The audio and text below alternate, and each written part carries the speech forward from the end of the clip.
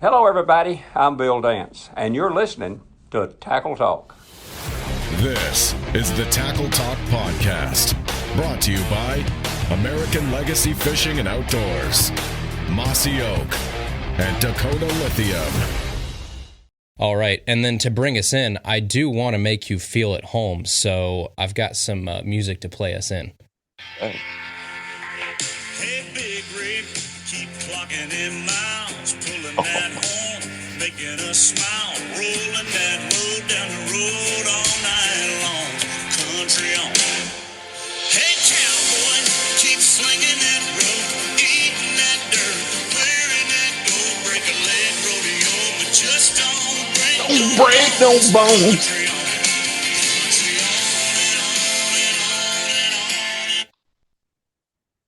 That seemed fitting. Ladies and gentlemen, we are joined today by the incomparable Mr. Mark Zona. Mark, thank you so much for hopping on Tackle Talk today.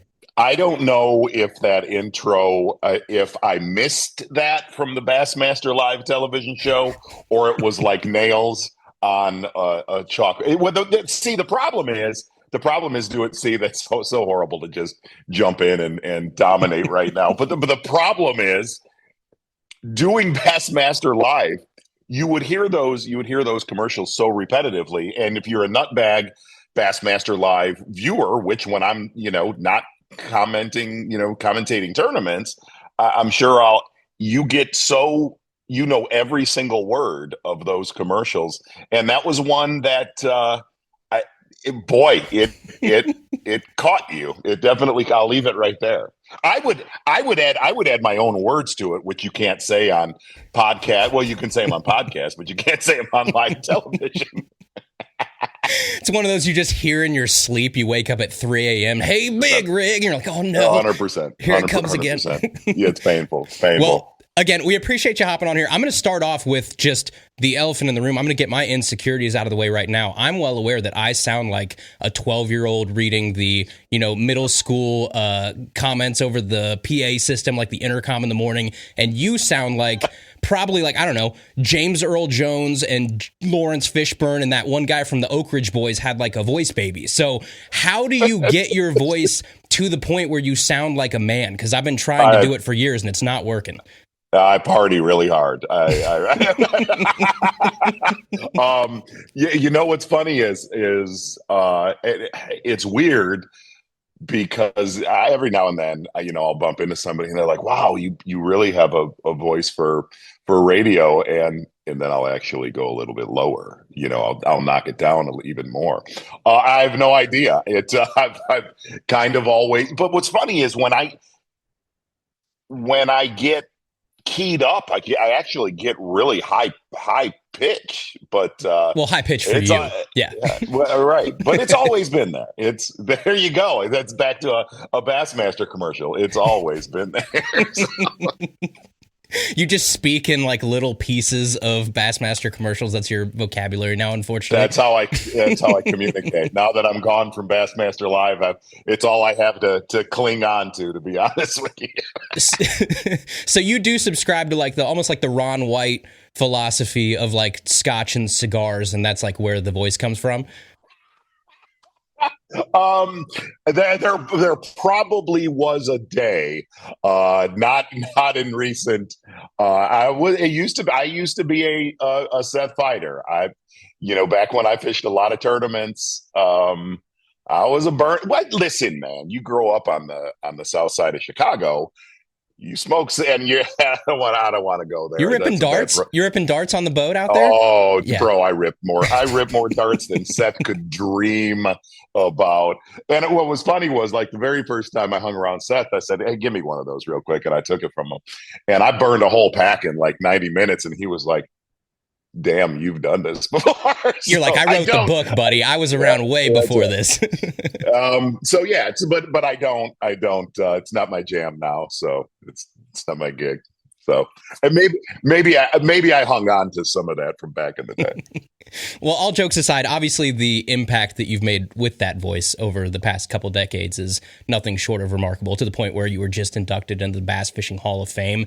And I did watch your speech. I watched it live when you guys did the whole live stream thing of it. And I learned a lot in that speech that I had no idea about you watching previous interviews and things like that. Like, for instance, you told the story about like the fish, basically, that starts that whole thing. And I think as anglers, we all relate to that a little bit. Everybody has the fish. It's just a different story. So like mine is right above us, and it's like, you know, a 6-pounder I caught on a rooster tail, you know, a 1/16 ounce rooster tail. And you're like, that's the one that lit the spark in me. So was that story completely true? Like, you're basically fishing under a bridge and you catch this giant smallmouth in these bullies' faces?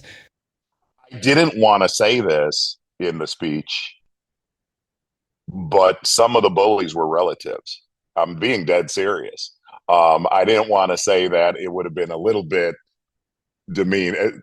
Some of them aren't with us anymore, but they were giving it to me, and it's not like the first time. So to set this up, there's this little bridge. It's actually, I live on the lake where this river would come into, and I actually went into, I actually have a picture of it. I'll try to show this right now. It's a very unassuming bridge, but this is no joke. So if you could see this. Okay. Oh, yeah. Yeah. Little like bridge. Farm bridge looking thing. Yeah. And it's just a natural stream, comes from one natural lake to another. And here's what's really bizarre about this story, okay, is I would catch, little 12-inch largemouth, and all of a sudden that day they're giving me the business, and I'm just praying to catch a big one to shut them up. And I'll never forget it. My line goes up, and I got him, and it was surreal. It was truly surreal. But it was a little 17-inch smallmouth, but at the time it might as well have been a 12-pound smallmouth to me. So these kids follow me and they're cheering, and they didn't. Those dudes never, when it came to fish, they might have bugged me with other stuff. The thing is, though, brother, I got big.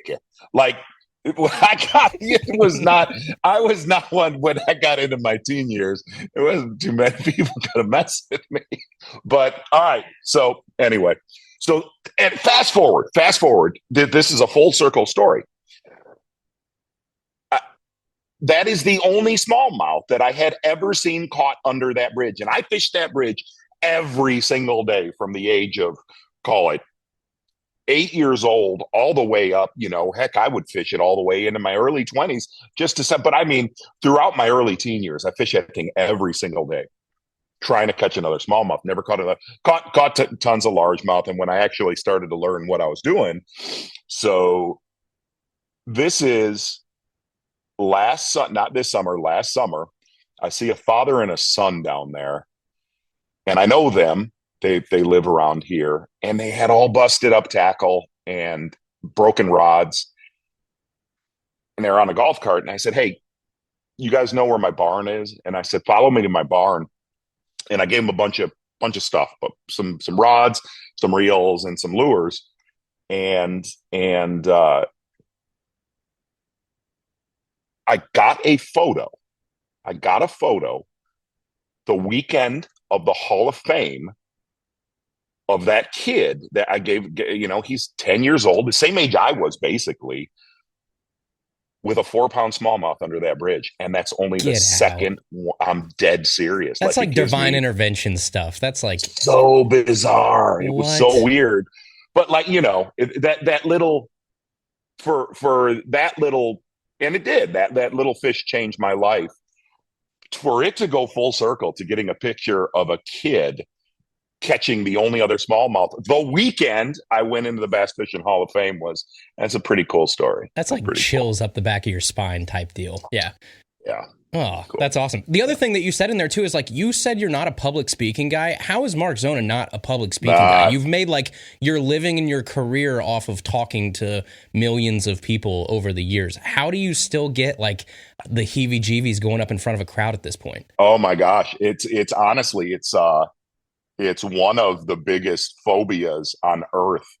Like, if I had to speak, here's what's weird. I'm doing a fairly large commercial thing tomorrow.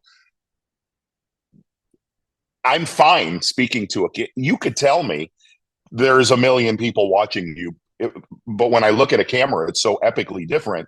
If I'm in a junior high talking to 6 young bass fishermen or women, kids, whatever proper terms is on that, I start stuttering like that right there. Like I get terrified. It's so weird. That's My kinda wife nice. says I'm. You're My human. wife says I'm better at it now than but I'm still like I do lot, appearances and stuff like that. I'm dripping sweat, man. I'm a disaster. It's terrible. It's terrible. So obviously that leads to obviously a lifetime of fishing. You've been so important to everything that bass fishing has become. But legend has it you start out really young. I think it was 9 years old. The story goes that you cash your first check, and then I think after high school you move back to Sturgis, Michigan. You do the whole local guiding thing up there, and then at some point I read you became a pontoon and boat sales guy, right? So we know about. Mark Zona, the angler, Mark Zona, the personality. What was Mark Zona, the pontoon salesman, like? I was not good at selling pontoons. I worked at a place that sold pontoons, and I think in my lifetime I sold 4. But I've sold thousands of bass boats. I mean, I sold. There's no doubt I've sold thousands of bass boats just because I knew how to talk about bass boats. But the real truth was the only reason I sold bass boats, I sold Stratus, I sold Rangers. The only reason I did that, it was a job that I could work from basically October to the end of April, and then I could go fish a bunch of big tournaments. And I hate to say that I was double dipping, but I was totally double. Now here's what the weird dynamic about that. I actually not talked about this. I don't think ever, but the place I worked at was a really big Ranger dealership in northern Indiana, and they would give me off back in the day. They would give me off for regional tournaments. They would give me off for, back then it was the EverStarts, and I'd leave for a week and come back and have 8, 10, 12 grand in my pocket. Here I was happy. You learn real quick the other coworkers don't like you too much when it happens. At first, there was a lot of congratulations, and then I don't know, it was like a championship. I did well in, and then thank God that television came, because something was going to collide. Yeah. You go out, all your boat tires are flat and everything, and they're like, but I'll tell you what's funny is I think about it now.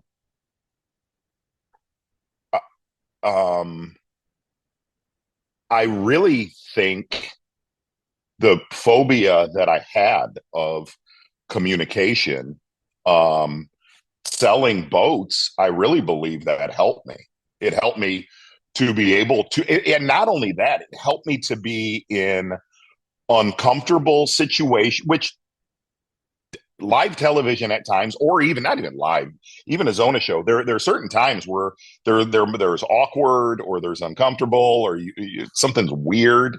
I think those boat sales, I know they help me from the business standpoint, the actual contracts and negotiations and stuff like that. But I know in some way, shape, or form, actually communicating was pretty key doing that. Yeah, I feel like everybody should have a sales job at some point in their life, because Agree like you said, with you. you do have to be put in uncomfortable situations. You have to be told no. You have to deal with rejection and overcoming objections and all that type of stuff. It just makes you a better, well-rounded person, even if you don't stick in sales the rest of your life. When I met you at JM Associates, because that was my belief, that was my last event. I was like, Yeah. well, damn, is this kid coming in to take my gig? No worries on that one. That was not happening. You have the gift of very, very, very, very strong communication. I didn't have that at 32. I did not. See, I just picture you coming out of the womb, just sultry tunes, talking up any person that'll see. Like, that's Mark Zona to me. That's what I think of when I think of Mark Zona. My wife says that I talk a lot, but I don't think I do actually. Like, what's funny is actually the years of, it's not funny, it's actually true. The years of doing Bassmaster, especially when I was, my schedule was really cranked up. So I would do Bassmaster. I would host the Bass Pros for Bass Pro Shops and do Zona show. Yep. It's strange that I'd go on a run, like a 3-week run of just taping and doing the, and it was nice. There was a nice mix of studio. There's a really nice mix of on water stuff, but it was funny. My wife, Karen, she learned quickly, like when I would come home, there would be like a 2-day stretch where I would not speak. Like, you're just talked out. I'd nod, smile. I was good with everything, just being home. Yeah. So those decompression, I don't miss those. I don't miss those at all. But it was a heck of a run for a while. So how did you get in? Like, take me from, boat salesman and competing in regional tournaments to when you go and interview for the job at ESPN, because I'm assuming that job is not making it in, the classifieds of the Sturgis Journal or something. How the heck do you find that opportunity, and how are you making that leap to ESPN? Man, it was, and I've said this, it was a Forrest Gump situation. I had done well. I had done well in Everstarts, and don't even think I fished a ton of them, but I did well in Everstarts. I did pretty well in the opens I fished. But a lot of the people that actually, I knew Van Dam very well. I knew Rob Newell very, very well. And Newell they called him, who, he went on to work for Major League Fishing. Great dude, great human being.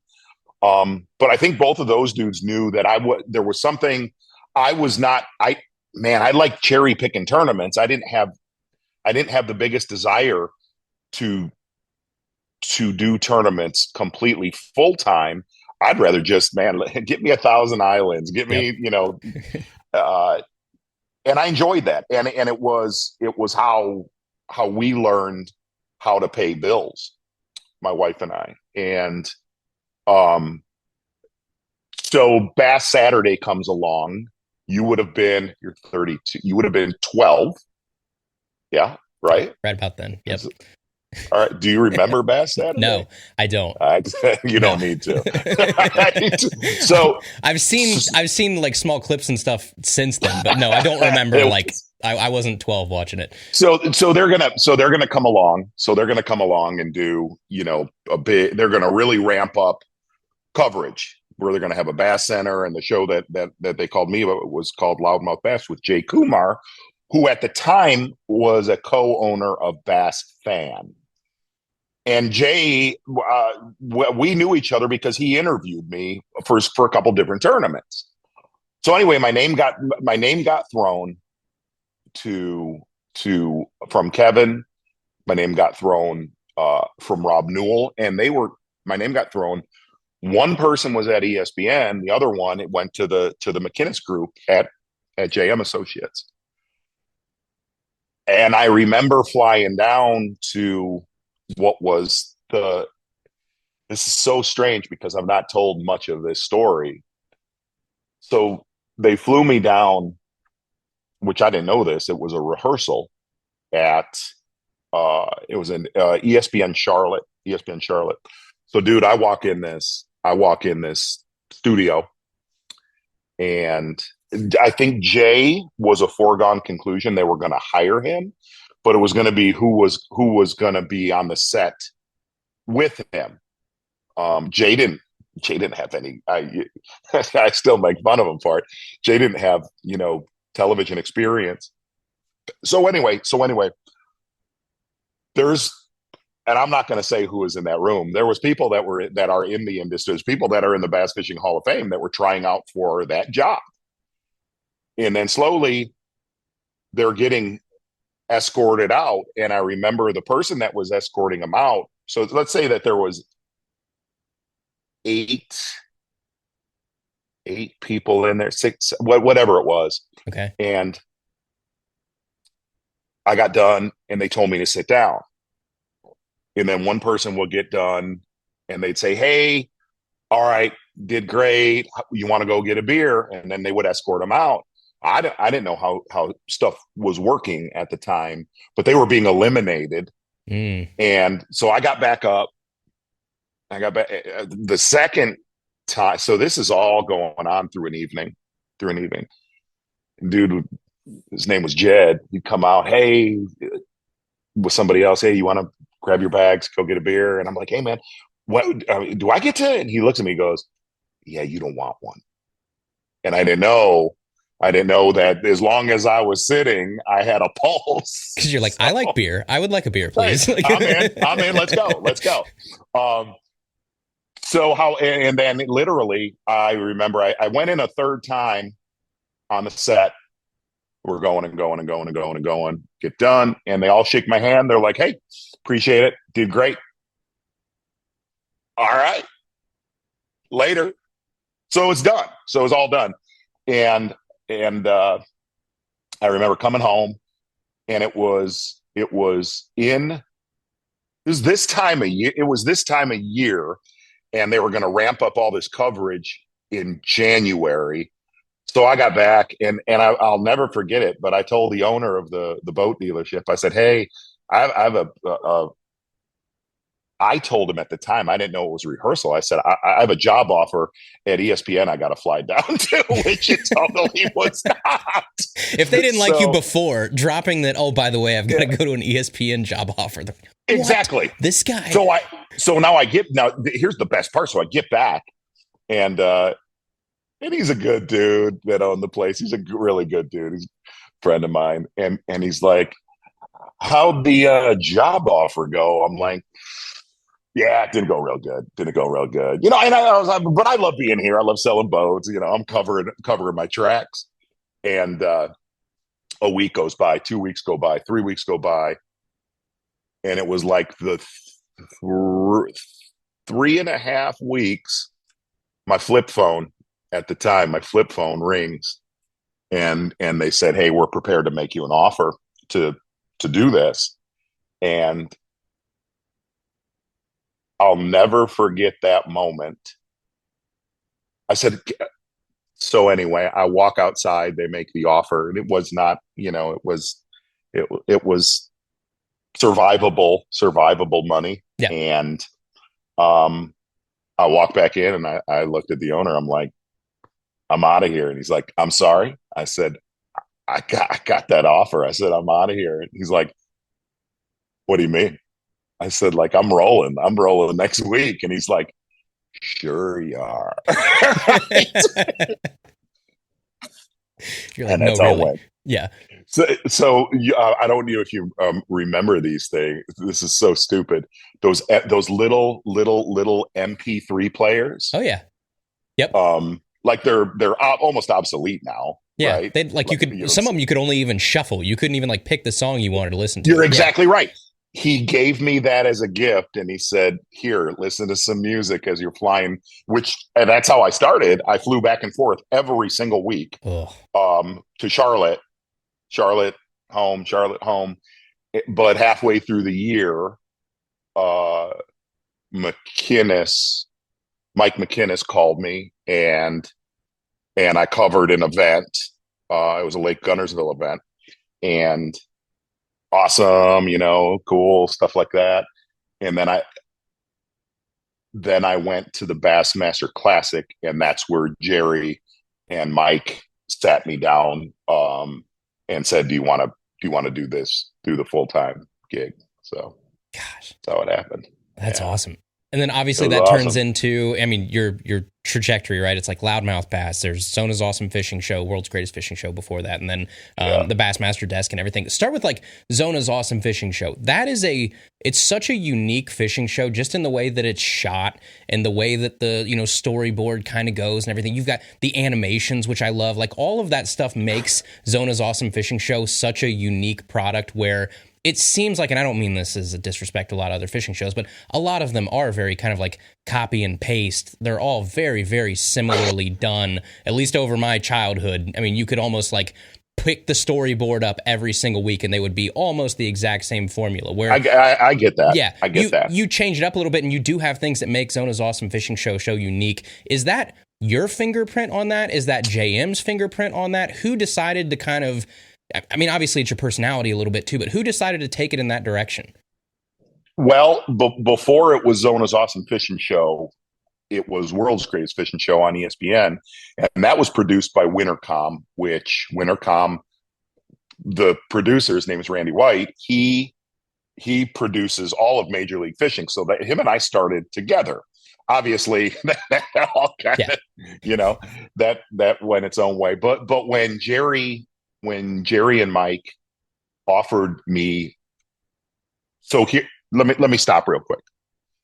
ESPN owned World's Greatest Fishing Show. I did not. Okay. And I thought it was just cool. I show up, you shoot fishing shows and go on home. You don't worry about anything. That is not the way to do a fishing. You need to own a fishing show to do it. But I learned the template, and the template then of World's Greatest was a little bit more, I don't want to say this the wrong way. Man, Randy and I just want to go have fun. You know, we just want to go have some fun and catch some bass and stuff.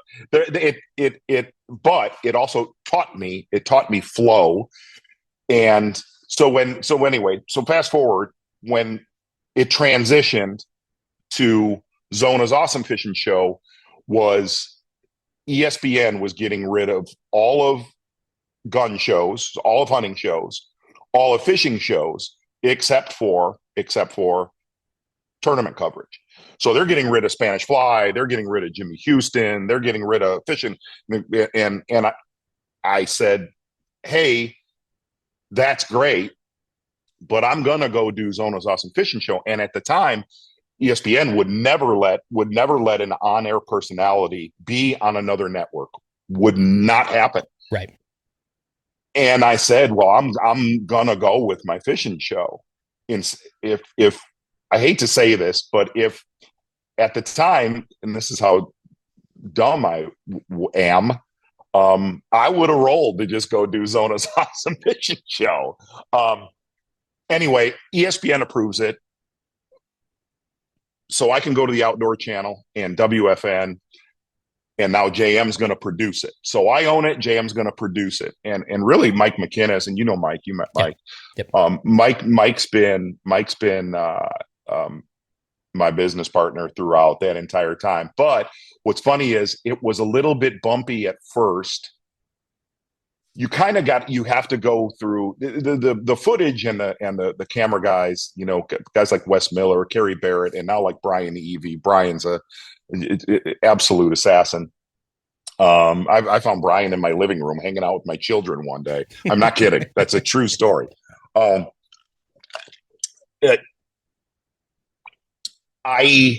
always had I wanted my fishing show. I wanted it to be fun and have a big time and stuff like that. But I also wanted somebody to go at the end of it, damn, they can wreck them. They can do damage. Also showing the bad days, the bad things that you know, there's some things that will never hit air. You know, I'm very, very serious when we're taping a fishing show. As much fun as I want to have, I still have that drive in me to, man, they figured it out. Yeah. But most of all, I never wanted, well, look, we are going to go out and we are going to do, you know, this as well as anybody, and all of your viewers know this, is fishing is a constant moving thing. A day out, just every single day out fishing is that. And I wanted that show to be that, to be, hey man, it might be blowing 40. Like here's best, an exact thing this Friday. I'm going to tape with Brian, and it's a high of 41 this Friday and blowing 20 to 30 out of the north. It's not going to be physically the most pleasant, but here's what's weird is, so those days are when folks that watch, there is a connection because, hey man, their day off might be that exact thing. Right. I grew up watching the same shows as you watched, where it's light and variable winds and 81 degrees. It's all good. That's not the world I live in. It's also not the world I want to watch. I want to watch the regular conditions that I'm out. I want to see other people struggle just like I struggle. Yeah. I want to see people have to adapt on the fly and go with the conditions. Because like you said, not everything is this picture perfect, 70-degree day that we watched these guys in the, 90s and early 2000s. And it's like, no, there's days where you're going to get hit with rollers and you got to go out there and you got to fight them and you got to show people what they have to do if they do only get that one Saturday off. That's what we do. Yeah, and which is awesome. And I appreciate it. We've covered a lot of miles on the Great Lakes, all the way down to the Mexico border, doing that stuff, and really, this is something else I've not said. As hard as this is to do, there's so many stones that hidden gems, they're so hard to find. You know what I mean? Yeah. Like, I guess that's the one thing that I think probably gives me the most excitement, is to find bites that aren't quite out yet. Yeah. You know what I mean? But then you got to be careful, because I know you're also one of those guys that doesn't like to blow up stuff either. Like no, I don't blow up. You'll lie about where you're at. I will lie. Because there's gamesmanship lie. in that, right? There is too much of that nowadays with the internet and YouTube and everybody. On Bass Live, you guys have the actual locations of the guys where I can go out and fish where these guys are on the St. Lawrence or whatever, because you're showing the overhead map of them. I know that you do don't also have that. Don't say I'm showing the overhead map. I know. You're anti-map, but there's this I don't know, this protectiveness that, like, me as an angler, I get that. It's kind of cool to see somebody else that's a little bit like that too, because you don't want to blow up, because it's not just your bite or your lake or your body of water. It's everybody else's that knows about that too. It's not just mine to blow up. Even if I don't care, there's other people that will care, that have put the hard work in to find it. I don't mind. Blow up is it's a very accurate term, but like, I don't mind saying, like, heck, this year I taped on St. Clair. When I go to Gunnersville, that stuff's known. Right, that's different. That's the known stuff. That's a different deal, and I don't mind naming those things. But if I'm going to a 2,100 acre body of water that I catch a 30-pound stringer of smallmouth, or a 30-pound stringer of largemouth, I'm not giving that away. No, there will be 1,000 people there tomorrow if you do that. And I have messed up and done that truly by accident, totally by accident. And it's devastating. I had a dude come up to me and he goes, "Hey, I'm gonna talk to you about something." I go, "What's that?" And he goes, "I've been looking for Saskatoon Bay. I think you're lying." Oh no! I said, "Well, I am lying." Yeah, very much so. And he said, "Well, I got a problem with that." I said, "What's the problem?" "Well, me and my buddies, we want to go there."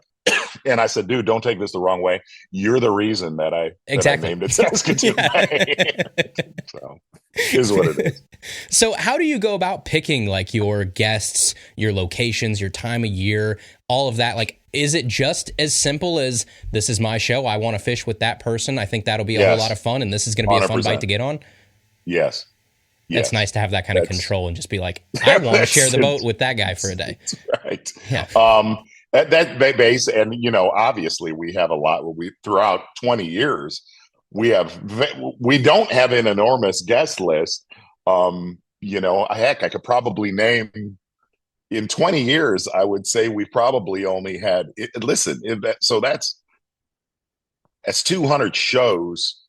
I would say we've probably only had 40 guests Yeah. because they're always reoccurring, especially if I know the people that I get along with.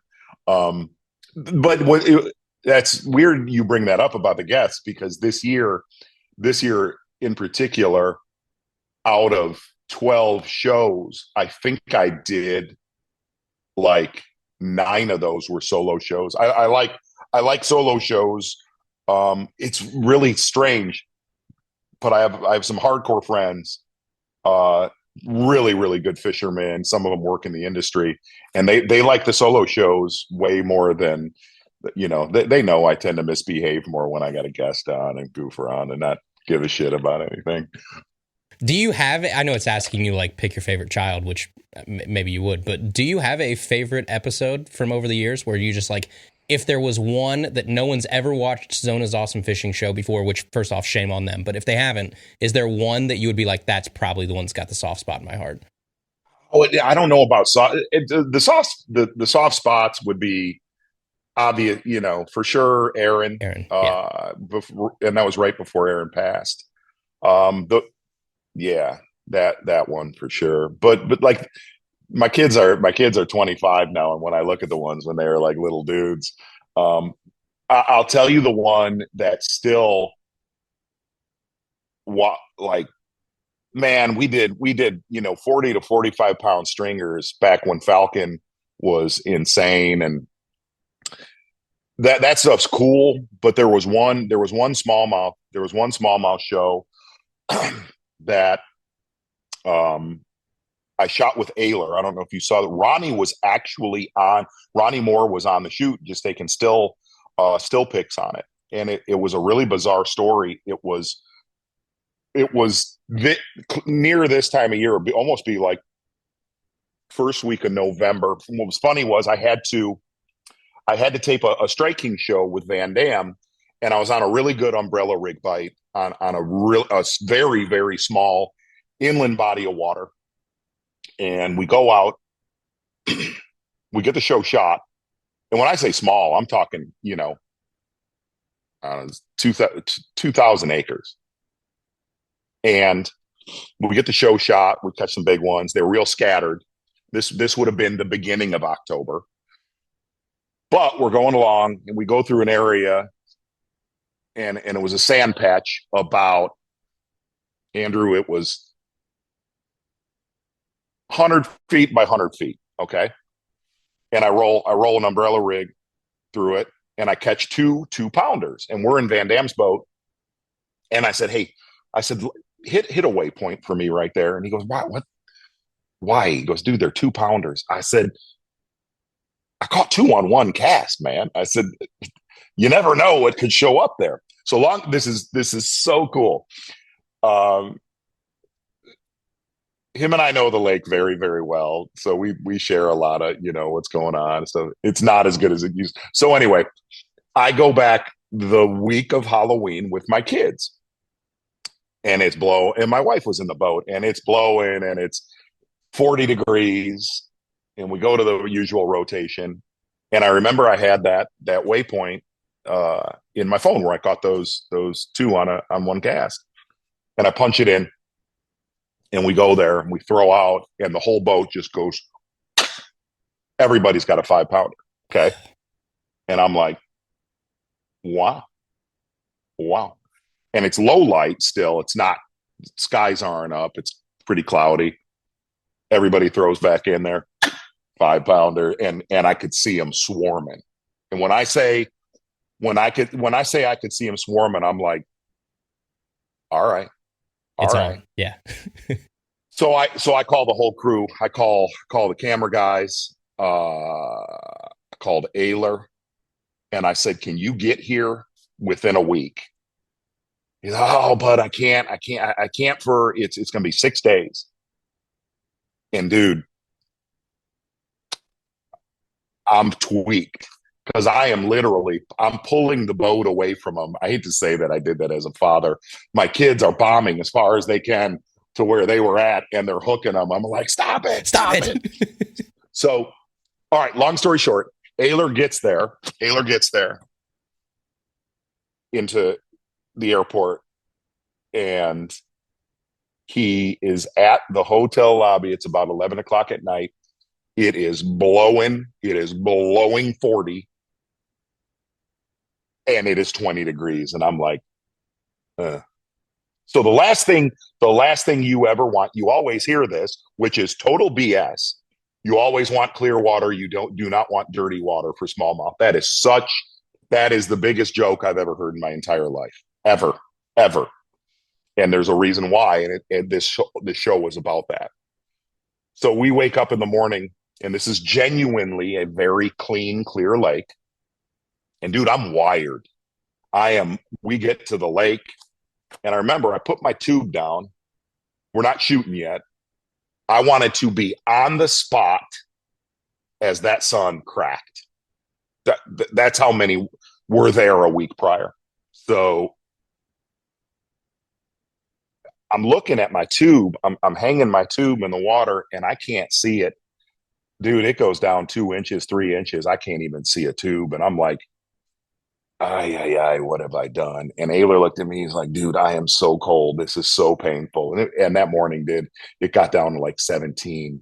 And so we get out there, we get everything set up, and it's still dark. And Ronnie's in place. Ronnie's just, and camera guy goes, all right. He goes, we're good to go. And I didn't even have spot lock at the time. I'm just holding. And my first cast, I throw an umbrella rig, and I'm coming through the meat of it. I'm coming. And I feel one just go pop, pop. And I'm like, dang it. Like, there's no way I could have rolled that through there a week prior without getting my arm broke off. Right. And one just goes pop, pop, and it didn't register. They couldn't find it. Yeah. And what's funny was I launched a tube out. Ayler launches a tube out, and the next 6 hours was probably the most. And I've seen a few big schools of smallmouth, but this was such a big school in a confined area that we would load the live well. We would load the live well with 25 to 30 pounds, move them, go back, load the live well, move them. I don't know. To this day, I don't know how many times we did that. Oh my goodness. Yeah. And you know, just hundreds of pounds. It was hundreds of pounds. And it got so, and what ended up happening was that school was so big and that water was so dirty. When my kids were catching them, that school was being pulled because of the clear water. Yeah. It just created a frenzy because they didn't know what the heck was going on. Yeah, they're so frantic. They were so frantic with the dirty water. They couldn't figure out what was truly. At the time, there wasn't forward-facing sonar, but I would have loved, because it was not even deep. It was only like 9 feet of water. I would have loved to seen what that looked like and the melee that was going on there. It was one of those days where, you know, I've seen things similar on the Great Lakes, but for an inland lake, even the Mille Lacs of the world and places like that, to just have such a condensed area of giants, dude, you could, and I had to do this. Like I said, I got to see if I can crack them with 20-pound line and a jig. It was aimless how stupid they were. They were so dumb. Well, yeah, with that dirty water too. Yeah, it didn't even matter. It did not matter. That's the stuff dreams are made of. And the fact that they held up there for over a week is crazy. And got better. Yeah. Like, we got done, and Ayler looked at me. He's like, that might have possibly been the best day I'll ever have on water as long as I'm on water. It was so cool. Have you gone back there since then? Have you tried to revisit that bite? That is so strange you bring that up. I have caught 1 2-pounder there since that day. You just hit the magic. Yeah. Dude, I was on the way home. Like, we were so tweaked out. You know how I do interviews for Zona show, like the sit down part. Yep. I was so tweaked to get my boat away from this lake where I did not want anybody to see me. So we went to another lake, and I shot my interview at another lake. And I remember driving home, and I called Kevin, and I said, "Hey, do you remember that spot where I caught those two little 2-pounders on that umbrella rig?" "Yeah." I said, "I literally just caught 200 pounds off that." And he's like, "Get out of here." And I said, "No." I said, "Dude, It's on tape. but I did. I brought him to a pretty cool school of big ones a while back. So he's got his. That's cool. So then obviously we move on to the Bassmaster side of things. So you've been, at that desk for 20 years at this point. How hard is it, or how different is it for you to do like analyzing somebody else's fishing versus having control of your own fishing content and show? Those are, just because it's fishing does not mean they're similar at all. Like, they're so different of jobs that you have and that you juggle both of those. Was it hard to make that transition to sitting there and just truly analyzing someone else's fishing? No, it was. I think basically starting my life fishing tournaments. I mean, I grew up fishing from little dog fights, out on the lake I grew up on to whatever tournaments I went on to fish. I think by fishing so many thousands and thousands of from small tournaments to bigger ones, I think a lot of that, and the other side is also doing Zona show and being in the boat on Zona show with not some of the best at the time, some of the best ever. I learned, I think I really learned quickly what it takes to be those guys, to get in their head. And I don't want this to sound the wrong way. I also learned the guys that couldn't get over they might have had all the physical and natural ability, but a lot of the best ones, it was so in between the ears. You know what I mean? Yep. There's so many similarities. I've been lucky to know a lot of professional athletes. There's such a similarity of champions. And I got to see that. But to answer that was a very long answer. No, it was not. And now listen, it was a different role. It's a way different role, covering a professional tournament. But both of them, the one thing, and this is something I was talking to Mercer about this on his podcast too, was you have to talk to people in both of them that maybe say they fish, but they only fish with grandpa once every 3 or 4 years. Right. You have to communicate with that person in some way, shape, or form while you hear Tony Romo talking about an A gap on Sunday afternoon, that you have to also speak to the people you and I talk to all the time. So you're kind of serving two masters of a viewer, and that the hardest thing in both of them is to know that fence, to know this and to know that, and that was something I would always try to keep myself in check with, because some of the hardest things were, like when we would be at a classic or wherever and we would have an angler on stage, and a great angler, it didn't matter who it is. That angler would go so hardcore, 70% of the viewers, they're just woof. You literally just started talking about a 4-3 defense and to people that have never watched a football game. Yeah. Like, when you're talking about a pre-spawn transition or a shad spawn, right. Because, I mean, this is the thing that I've learned over the years is that the fishing, like the whole pie of anglers over the whole United States or whatever, so many of them are go out on the weekend once every 2 months with the ugly stick and, minnows and a bobber. And that's fine. But it's so hard to cater to both of those classes of people. And it's very hard. And the people that I always talk about, which is like, I think a lot of times the middle guys are the ones that get left out because a lot of the content is either so introductory that it's almost offensive to people, or it's so over their head. And there is just this giant lane of people in the middle that aren't there, talking about the shad spawns and pre-transition, but they also, have picked up more than just a rooster tail before. And they're right there in that middle line. They're still trying to learn. And that's the thing. I have the utmost respect for you guys because you do have every single type of angler watching, Bassmaster. I hope throughout the years of doing that we somehow, and that part genuinely did take a while to understand that, there's, it's a weird fence. It's a weird fence, but it's a fence.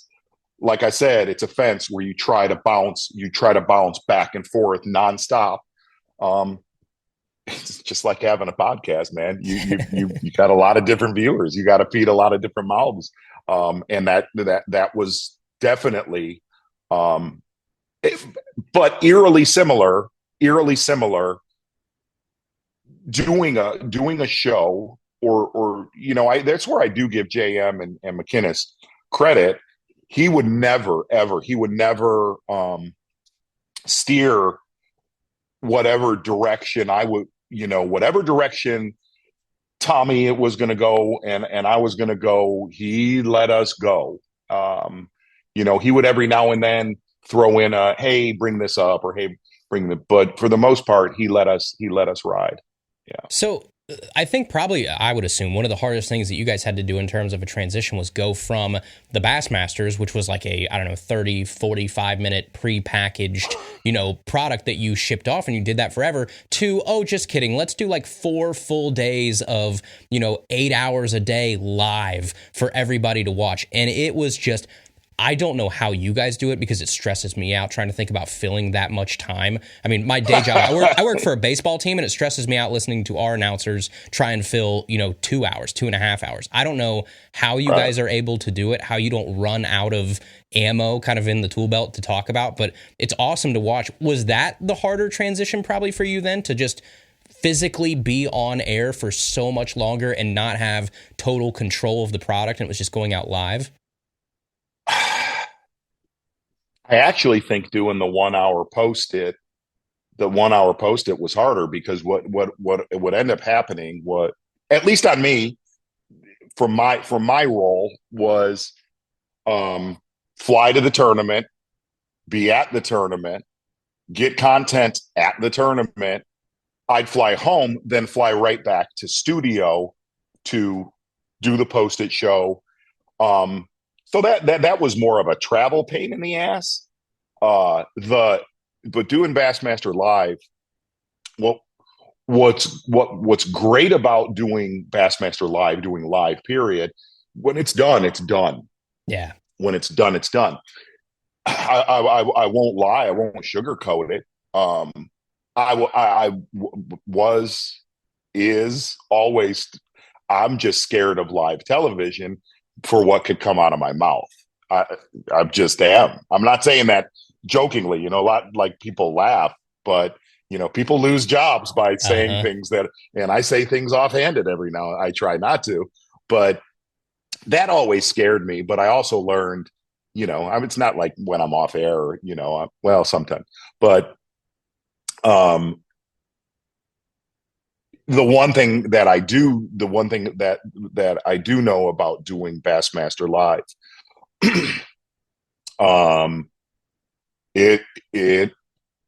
man, there were some tournaments that were just brutal.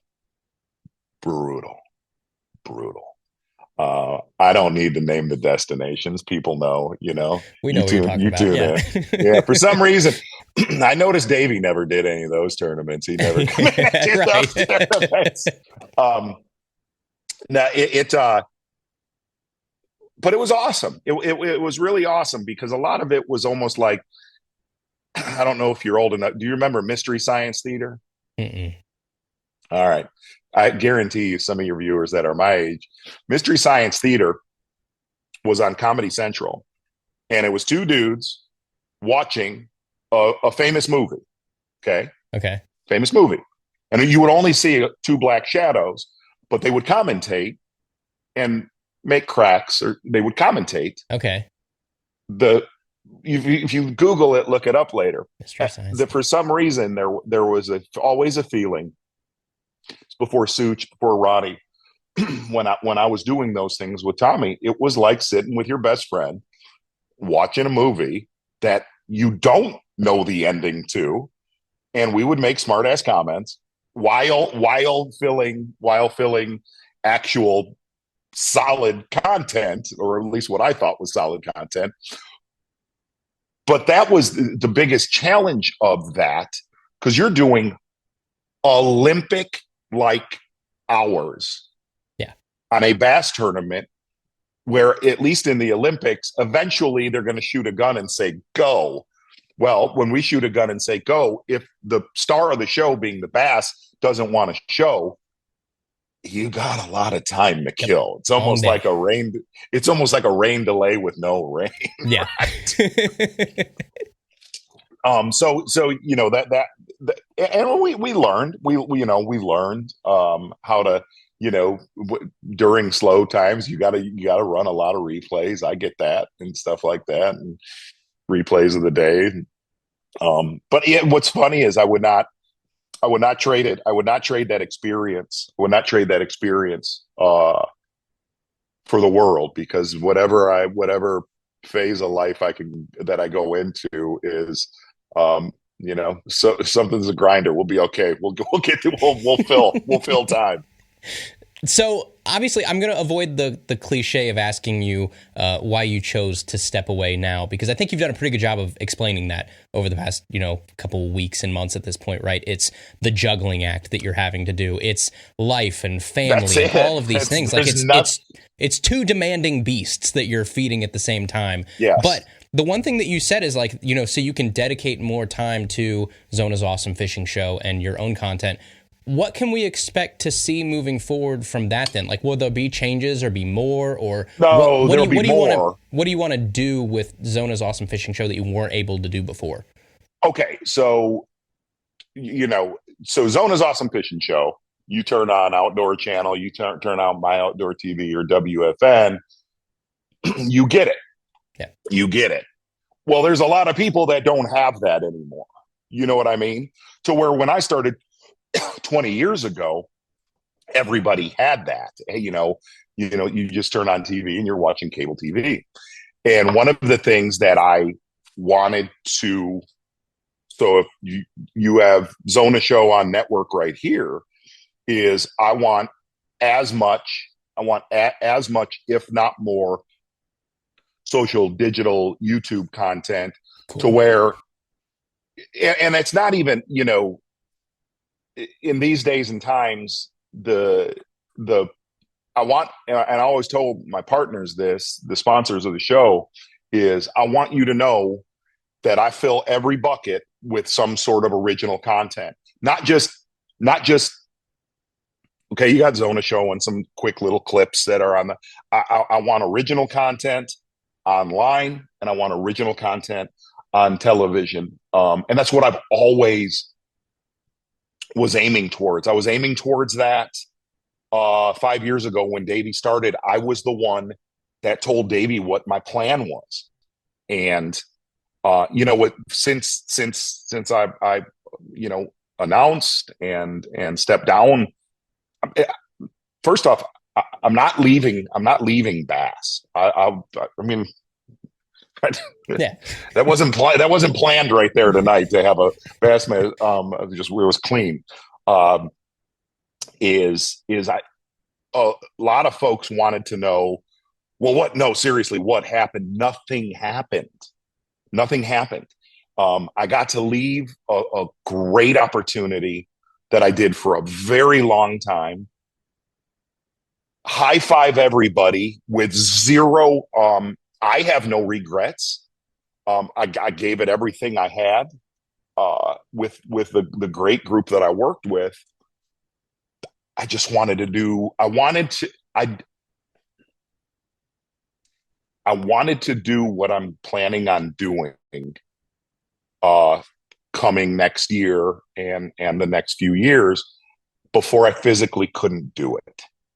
And I'm excited for that too, because I consume a lot of that media on, like Not the Outdoors channel as well. So like, for instance, this is maybe TMI, but like I'll wake up in the middle of the night on the couch and for some reason my YouTube algorithm shoves the old Zona lives on me all the time when it's autoplay. So I'll wake up to like a fever dream at 2 a.m. of Jordan Lee in a cape fighting a sturgeon on the front of your boat on an 8-hour live stream or something. And that's the kind of stuff that we love to watch too. So I'm excited there will be a lot more. I'm not going to do any 4-hour lives anymore. No, that was what those. You know what? You know what's funny about that one? So this was before that. When I was doing Zona lives, the hardest thing was finding enough cell service and a big enough school to just go pound on for 4 hours, right? Yeah. So the Zona lives actually did very, very well, but I learned really quick, you can't be on Gunnersville in Seabold Creek in your 4 hours live and go, hey gang, I got to make a 40-mile run real quick. You had to have a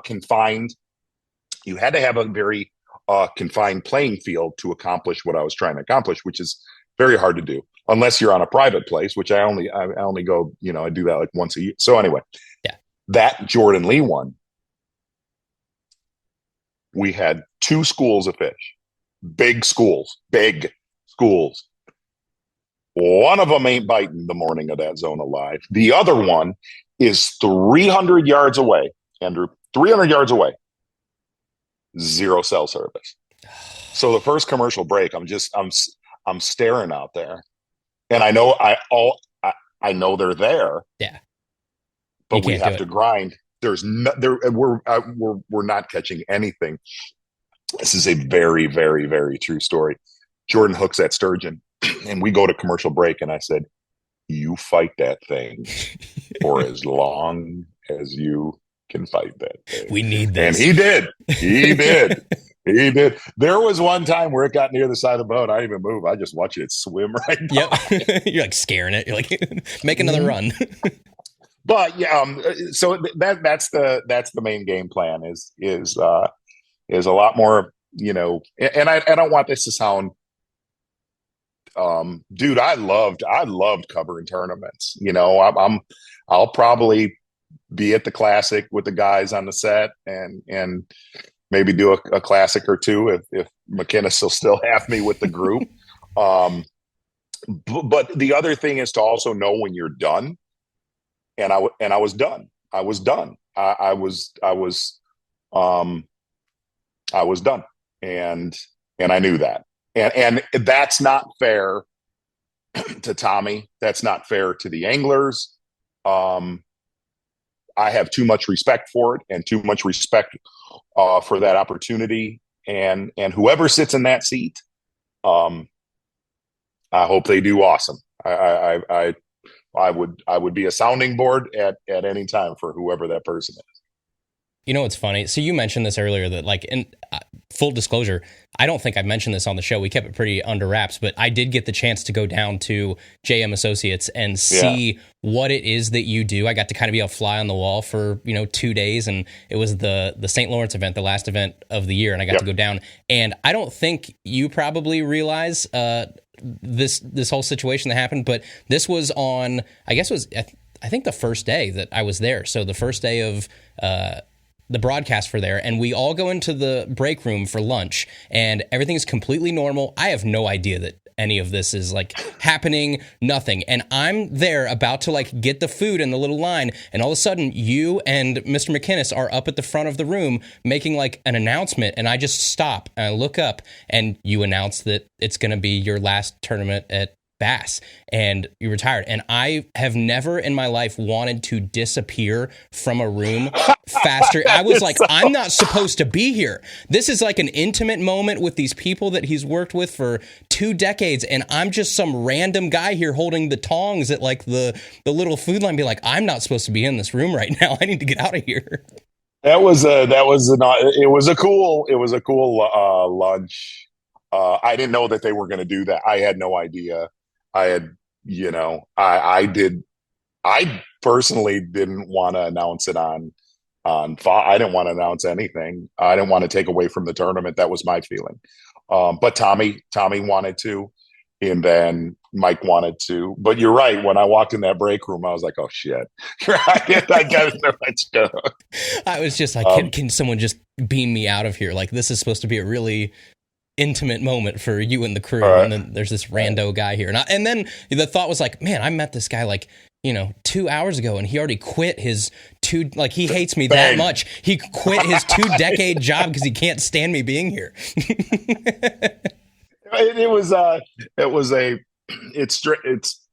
It's weird because that whole tournament with all the elements that were going, there was also obviously some weird elements in that event. It was a fun way to ride out though, because I could misbehave on the set. It was something. But it's still foggy. But really the only thing that probably affected me is like I looked at Tommy when we were in that break room and Tommy's eyes watered up and I'm like, So. Well, and obviously, like what you brought to that desk, it can't be faked. It can't be taught. Like you hinted at it earlier, you bring this experience that like you can have someone come in and talk about it like the sport it is and be well-spoken and stuff. But putting yourself and being in that many situations over the years, that many bodies of water, you know exactly all of these different variables that can happen because you've seen them time and time again. Like that's not something that's able to be replaced at all. So it's I don't know, it's something we're all going to miss from the product, but I don't want to ask you the question that I know you don't want to answer, but do you have like just yes or no someone in your mind that you're like that person would be a good fit to if someone were to come in? You do have a couple people that you're like I think they'd be a good choice. I don't know that I would put a couple, but I think you have one. I don't know, I don't know that he would if he's gonna be, I don't know. I've given my opinion enough, and it's not looking at it's not my call on that. I've given my opinion. It needs to be somebody though that understands the fence, that understands that fence that I was talking about. And I think there's a few people that would be great at it, absolutely be great at it. But whoever sits in that seat just needs to be them. Yeah. They need to be them. And look, here's the best way to put it. And I have said this, by being them, it's going to do one of two things. It's going to work or it's not. That's just the way it is. So as we start to kind of wrap up here a little bit, I have a couple random questions that I don't know how to work into the conversation. I'm not even going to try. Sorry, I quit. Sorry, I quit on your first visit to JM. I felt so bad. I was like, oh no.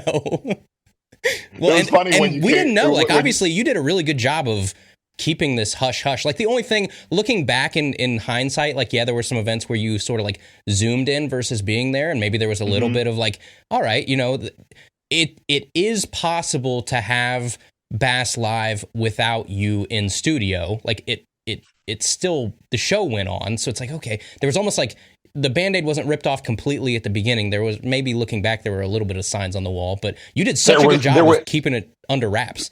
There were signs, but I also told the group that I work with, "Hey, I'm leaving." Yeah, and it was always kind of be, "Oh, you got one more year, you got one more year, you got one more year," and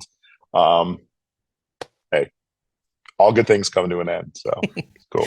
So my first random question here: you partied with John Daly? No. Okay. I had the opportunity to. Okay. I had the opportunity to. I was at a senior PGA event, and I'll just put others went over to his cabin was at Big Cedar, and I decided to bow out of that one. I decided to bow out smartly. Might be a wise choice. Yeah. The problem was I don't want to say the problem. We had a very corporate pro-am the next day.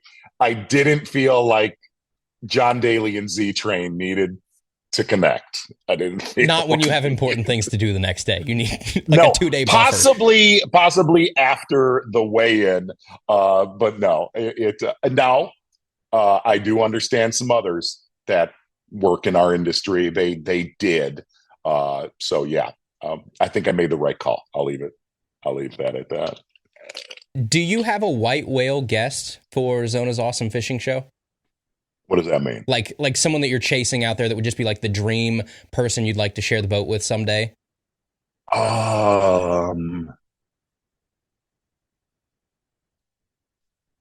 Not currently. Okay. Not currently. No. I'm a big this is weird. I'm a big sports head, but also like a lot of the athletes I've had in the boat, they say they're really good at fishing, and you can be the most coordinated wide receiver of all time, yet you're not as coordinated when you're bass fishing. No, I don't think currently. The people I wanted to fish with, were fishermen, and I've done that, I'd love to share the boat taping wise. I'd love to share the boat with Johnny Morris, just because he's a very close friend, and I have set up some of the most epic shoots, and for some travel reason, that or he just has ditched me. Like I pick on him. But I would say I'd like to shoot a show with Johnny, just because I have fun with him when I'm with him, and when he's away from people, he doesn't take himself very seriously, which I enjoy. Yeah. So you said you're a sports guy. How are we feeling about Caleb Williams right now? Listen.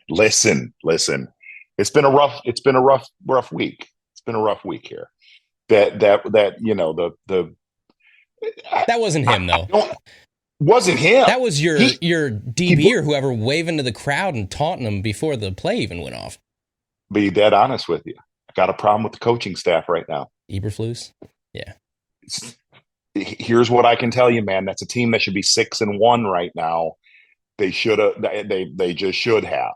They should have been 6-1, and we're toying around at 4-3. And look, are they a super? No, you look at teams like obviously the Chiefs and the Lions. They're good in all phases. The Bears are 2-3 years away from something like that. But I feel like at this current time, you need to run and hire the offensive coordinator from the Lions as your head coach. Tomorrow, say after y'all win the Super Bowl this year, come on over to Chicago. We got a nice young. I think Caleb Williams, I think he's the real deal. I do. Yeah, and you guys have a good GM too. Ryan Poles seems to think have he's his a stuff great together. GM. It's just the head I think coach. You're spot on. Yeah. I think it's the head coach. I think the awesome offensive coordinator really sucks. Yeah. I don't know how to sugarcoat. Are you painting your fingernails yet? I made Matt Pangrak a deal that if they won in London and then beat the Commanders, I was going to paint them. There's no paint. Look, it's a very hostile situation with that Hail Mary, dude. Yeah. Like, listen, Tough. I've lived through the double doink against the Eagles in the playoffs. I lived through the missed Hail Mary last year. Aaron Rodgers Hail Mary. For some reason, this one this one hurt a little bit worse than any of those other ones. I don't know. The double doink was bad because I was in O'Hare the next morning going to JM, and I'll never forget how silent O'Hare Airport was the day after. So yeah. Last random question here. So in addition to being, a leading personality in fishing and, tournament angler and stuff all of your career, you're also one of the leading medical voices of our generation because in 2020 on Easter Sunday, I believe it was, you provided compelling evidence that operating a bass boat does not lead to someone contracting a certain respiratory virus in Michigan. You picked a very public fight with a Miss Whitner. Give me a break. Leading medical expert Mark Zona. Yeah. Debunking. How weird was that? Like, you were on ABC News, you went to the internet, you took on a governor and won. Yeah. That was a really weird time because obviously we were all confined into our little pods of whatever our pods were. My pod is my pontoon boat with my docks in. Well, our governor decides you cannot use boats. Motorized boats. Yeah. You cannot use motorized boats. And I made a video and then filed a lawsuit against her. And then 7 days later, we all had our boats back. But those 7 days, I was also I learned a lot about politics and I learned a lot about, all that stuff. But here, this is a true story. So that little video that I put up, it went viral. ABC, Fox, like it went crazy. And my phone rings the next day and it's Johnny Morris. And basically what I was saying is, the current state of where we're at in the state of Michigan. All right, we can't go out to a restaurant. You are telling me I cannot go out of my house right here on my pontoon boat alone. Could not do it. It was not legal. But I did it. Yeah. And what was funny was I was the only one doing it. But where I was looking at other people, I hate to say this, but like robots, like, What are you doing? What are you doing? So I did that video. So my phone rings the next day. And it's Johnny. And Karen says, my gosh, what have you done? And I answer the phone. He said, Zona, how are you? I said, I'm good. Johnny, how are you? He said, you have 110% of our support. Do what you need to do. I said, that's all I need to know. That's all I need to know. And what was funny was with Michigan United Conservation Clubs, I filed a lawsuit and 1 week later, it was lifted. So go figure. That was the most dystopian time of all time, where it was like you could take out a non-motorized boat in Michigan. So like canoes, you don't catch respiratory viruses. A two-stroke, you do catch respiratory viruses. That's what the science says. Yeah.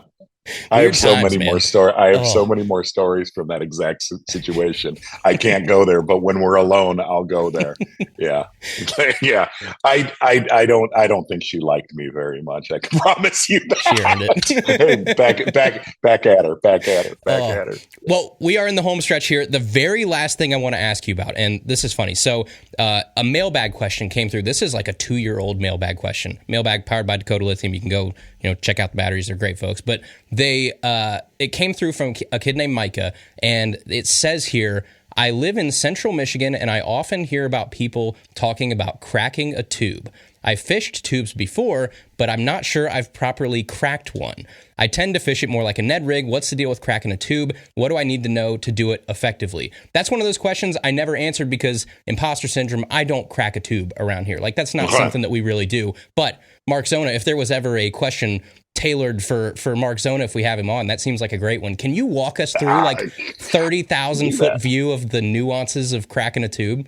I can.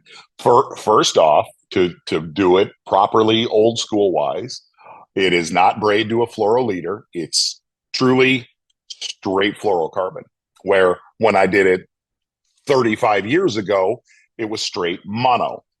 But if you look at So back in the day, predominantly a lot of the lakes, the predominant forage would have been crawdads.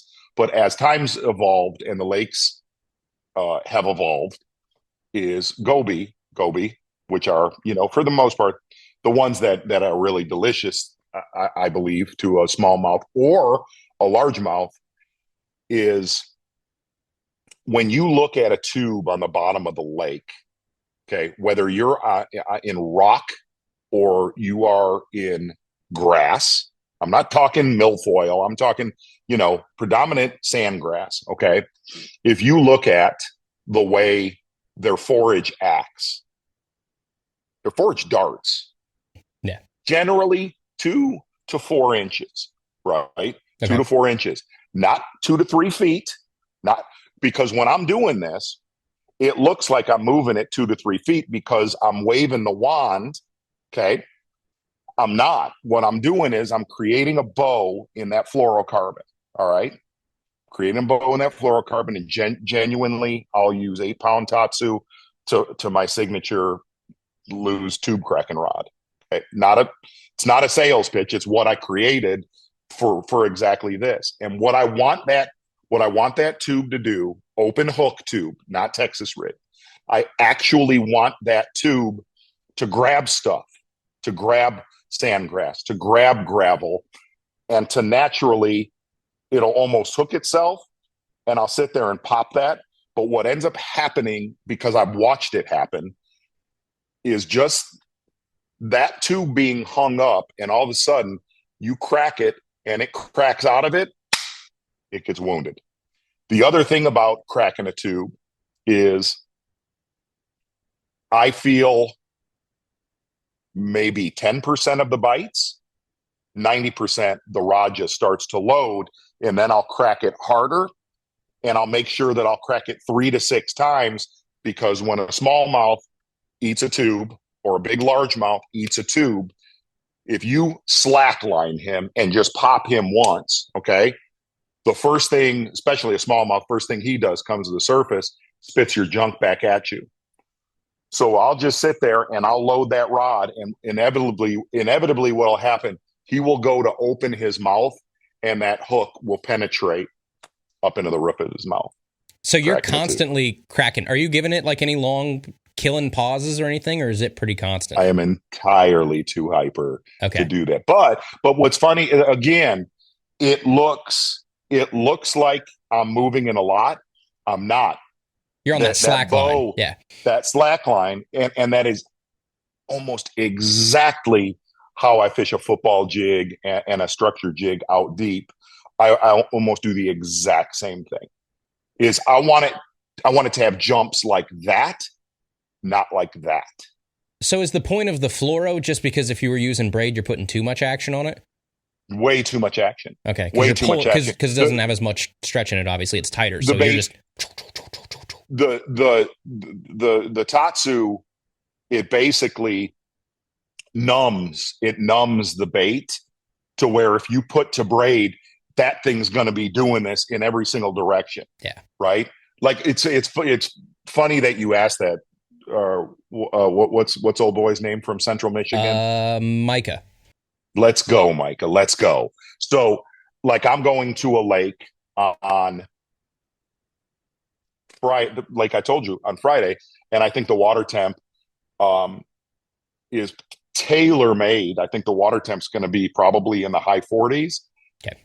And whenever the water temp is in mid to high 40s, I'll almost exclusively, if I'm going to, a lot of people that I run around with, they call it stitching.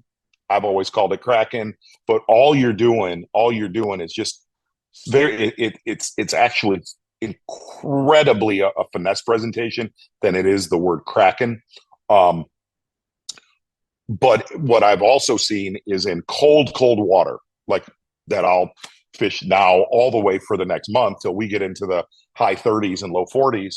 I just think your bait looks way more natural on straight fluoro than it does with braided line.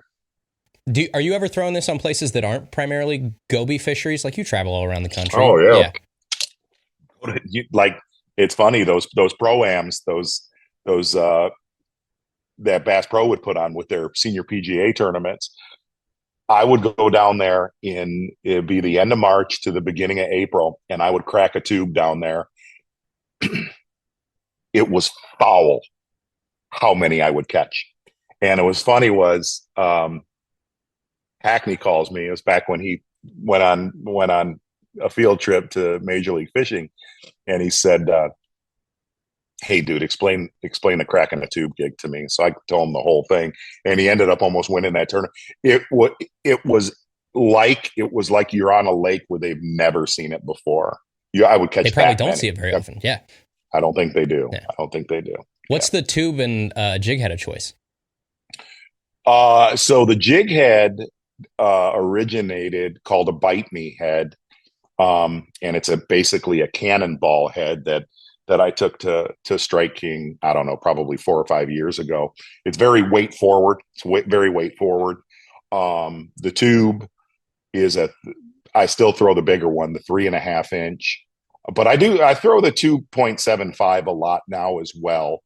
And I will use braid for that for the most part, unless I can get away. In all honesty though, the jig heads, I rarely like 5/16, 3/8, half, all the way to 3/4. For the most part, I want that bait always. I want it that far from the bottom. I don't want to wait. Like I don't want to, I don't want to wait with a light. Yeah. Way too impatient, man. Way too impatient. Well, that's awesome. Well, people get out there, crack a tube, right? It also sounds way cooler when someone asks you what you caught your 5-pound smallie on, when they're like, I caught it on a drop shot again. It's like, no, I caught it cracking a tube. Yeah. No. Yeah. They still bite a tube really well. Yeah. So.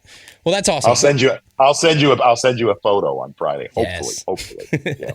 Well, Mark, thank you so much for stopping by today. Obviously, I think it's really cool. I think I probably speak for all of us. It's so cool to see you get your flowers right now from all of these different situations, like when you signed off with Bass Live, the Bass Fishing Hall of Fame. You mean so much to us. I don't think it can be overstated how big your personality is in fishing, and a lot of us grew up, and the fishing landscape would not be the same without Mark Zona. Awesome. So we appreciate you a ton, and thank you to so much for stopping by and spending some time with us today. Very humbling, man, and keep it up. I made the comment. To McInnes and Ronnie after that last tournament. I said, that's a solid dude right there. I said, I'd hang on to him in some way, shape, or form. So, hey, seriously, thank you for having me on, and I'm happy to be on anytime. And I appreciate those words. I mean a ton. And that's the one thing that I did not know as well as I do now. There's a lot of young men your age, younger, that they're like, dude, I watched you since I was 5 years old. And I'm like, wow. So it's hard to comprehend, but it's humbling, very humbling. Awesome. Well, thanks, Steve. Appreciate it. Thanks, bro. Thank you for watching. For more, please subscribe to the Tackle Talk podcast on Apple Podcasts, Spotify, iHeartRadio, Amazon, or wherever you listen to podcasts.